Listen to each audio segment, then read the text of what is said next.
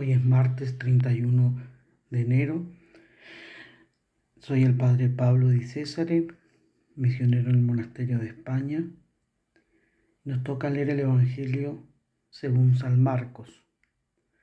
Cuando Jesús regresó en la barca a la otra orilla, una gran multitud se reunió a su alrededor y él se quedó junto al mar. Entonces llegó uno de los jefes de la sinagoga llamado Jairo, y al verlo se arrojó a sus pies, rogándole con insistencia: «Mi hijita se está muriendo. Ven a imponerle las manos para que se sane y viva». Jesús fue con él y lo seguía una gran multitud que lo apretaba por todos lados. Se encontraba allí una mujer que desde hacía 12 años padecía de hemorragias. Había sufrido mucho en manos de numerosos médicos y gastado todos sus bienes sin resultado. Al contrario, cada vez estaba peor. Como había oído hablar de Jesús, se le acercó por detrás entre la multitud y tocó su manto, porque pensaba: con solo tocar su manto quedaré sanada. Inmediatamente cesó la hemorragia y ella sintió en su cuerpo que estaba sanada de su mal. Jesús se dio cuenta enseguida de la fuerza que había salido de él. Se dio vuelta y dirigiéndose a la multitud preguntó: ¿quién tocó mi manto? Sus discípulos le dijeron: ¿ves que la gente te aprieta por todas partes y preguntas quién te ha tocado? Pero él seguía mirando a su alrededor para ver quién había sido. Entonces la mujer, muy asustada y temblando, porque sabía bien lo que le había ocurrido, fue a arrojarse a sus pies y le confesó toda la verdad. Jesús le dijo: «Hija, tu fe te ha salvado, vete en paz y queda sanada de tu enfermedad». Todavía estaba hablando cuando llegaron unas personas de la casa del jefe de la sinagoga y le dijeron: «Tu hija ya murió. ¿Para qué vas a seguir molestando al maestro?». Pero Jesús, sin tener en cuenta esas palabras, dijo al jefe de la sinagoga: «No temas, basta que creas». Y sin permitir que nadie lo acompañara, excepto Pedro, Santiago y Juan, el hermano de Santiago, fue a casa del jefe de la sinagoga. Allí vio un gran alboroto y gente que lloraba y gritaba. Al entrar les dijo: «¿Por qué se alborotan y lloran? La niña no está muerta, sino que duerme». Y se burlaban de él.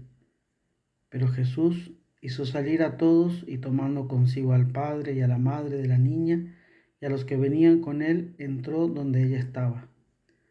La tomó de la mano y le dijo: «Talita cum», que significa: «Niña, yo te lo ordeno, levántate». Enseguida la niña, que ya tenía 12 años, se levantó y comenzó a caminar. Ellos entonces se llenaron de asombro y él les mandó insistentemente que nadie se enterara de lo sucedido. Después dijo que dieran de comer a la niña. Palabra del Señor. Gloria a ti, Señor Jesús. El Evangelio que acabamos de proclamar refiere dos notables milagros de Jesús: la resurrección de la hijita de Jairo, jefe de la sinagoga, y la curación de la hemorroísa de esa pobre mujer que padecía hemorragias constantes. Los dos personajes recurren a Jesús en búsqueda de la salud, de la vida. Es que en nuestro corazón guardamos ese deseo propio del hombre. Tenemos una sed de eternidad, pero todos nos chocamos con la realidad de la muerte, que nos pone a todos al mismo nivel. El primero de los milagros nos enfrenta con el duro tema de la muerte, de esa muerte que no fue hecha por Dios inicialmente, sino que apareció en la historia introducida por el hombre. Dios hizo las cosas para la vida, para la felicidad, y por eso cuando las creó, no depositó en ellas el veneno de la muerte. Sobre todo al hombre lo hizo incorruptible, a imagen de su propia naturaleza. Sin embargo, la muerte entró en el mundo, es verdad, pero fue por la envidia del demonio y la colaboración de nuestros primeros padres. La hijita de Jairo es una de sus víctimas. Y al devolverle la vida a nuestro Señor Jesucristo, librándola de la muerte, ese salario del pecado, Jesús se remontaba en cierta manera a la primera creación y anuncia lo que Él ha venido a traer, sometiéndose a la misma muerte, la vida y la resurrección del alma en primer lugar, que muere por el pecado y resucita por la gracia, y la futura resurrección de los muertos para la eternidad. Decimos que nada tan cierto y nada tan incierto como la hermana muerte, como la llamaba San Francisco de Asís. Todos hemos de morir, mas no sabemos cómo, ni cuándo, ni en qué circunstancia, a qué edad, en qué tiempo, si por enfermedad o de qué cosa.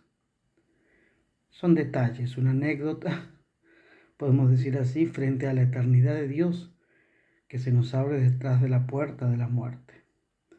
Pero que hemos de morir y presentarnos ante el justo juez para recibir una sentencia, cielo o infierno, es innegable.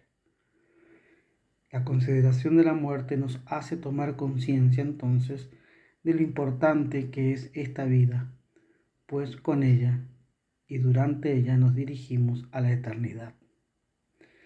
Santa Teresita del Niño Jesús decía que la vida es un instante entre dos eternidades. Por eso debemos caminar con los ojos puestos en Cristo, dice la carta a los Hebreos, que es el autor y el consumador de nuestra fe.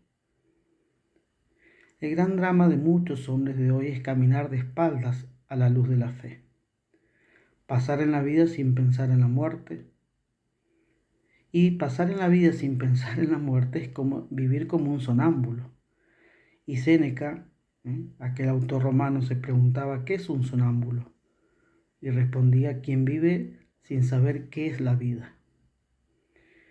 Y podemos decir que es un retrato de la cultura actual, no pensar en nuestro destino. Podríamos pararnos y preguntarles a los hombres, ¿no tienes ningún plan para después de la muerte? O como le interrogó San Francisco a San Ignacio, a San Francisco Javier en la Universidad de París. Francisco, ¿y qué harás después? ¿Y luego qué? Después de los estudios, después de la universidad, ¿después qué? Y es allí donde San Francisco entiende de que estamos llamados a algo más grande, estamos llamados a la eternidad. La vida es un instante entre dos eternidades. Quien vive de cara a la eternidad vive con responsabilidad del presente y se proyecta hacia el futuro, un futuro que no acaba con la muerte, sino que prepara y me introduce en la eternidad. Y esto hace que no nos evadamos de la realidad, sino que nos permite verla en su verdadera dimensión. Por eso, nosotros debemos tener esa visión de la muerte como un paso a la eternidad. Somos barro, sí, pero barro con deseos de infinito. Dios nos hizo capaz de Él en esta vida y capaz de Él en la eternidad. Debemos prepararnos a la muerte como un desposorio, como una boda, como la boda eterna. Si no recibimos a la muerte como la esposa que espera al esposo, la vamos a recibir como un verdugo. El esposo, que es Cristo, se ha ido de viaje y volverá. Y la esposa fiel desea la venida del esposo. La infiel, la adúltera, teme la llegada del esposo. ¿Es mi alma fiel a Cristo? Y por tanto, ¿deseamos verdaderamente el reencuentro? Termino con las palabras del poeta. ¿Y yo para qué nací? Para salvarme. Que tengo de morir es infalible. Dejar de ver a Dios y condenarme, triste cosa será, pero posible. Posible, y río, y duermo, y quiero holgarme. Posible, y tengo amor a lo visible. ¿Qué hago? ¿En qué me ocupo? ¿En qué me encanto? Loco debo de ser, pues no soy santo. Santa María, Madre de Dios, ruega por nosotros pecadores, ahora y en la hora de nuestra muerte. Amén.